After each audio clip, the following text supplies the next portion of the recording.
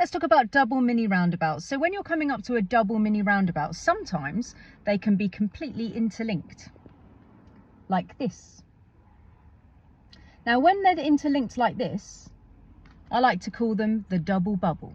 So when you did two bubbles when you were little, and then you joined them together, can you remember how that bit in between looked like a bit flat?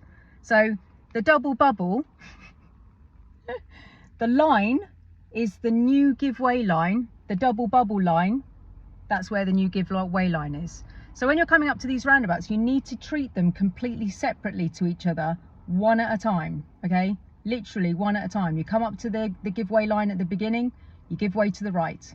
Once that's happened, you go to the double bubble line where the new one is in the middle. You pause there and you give way to the right again, okay? Really important.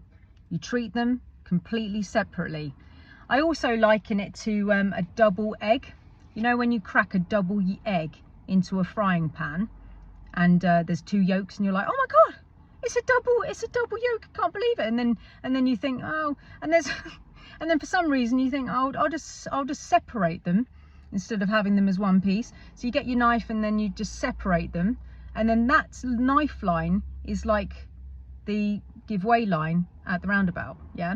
So let me just explain that again. So here we are, right? So let's just say you're coming up from this road here.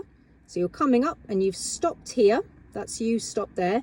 You give way to anybody who's in this road here. So you have stopped here. Somebody's there, they've come round, yeah? That's fine, they can go off and do whatever they want.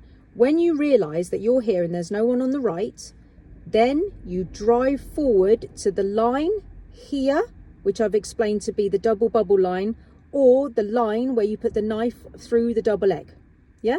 So you give way here, and then you drive to here and you give way again to the green car, and then you can do obviously whatever you want to do after that when there's no one on the right. Guys, treat them separately and then it's much easier.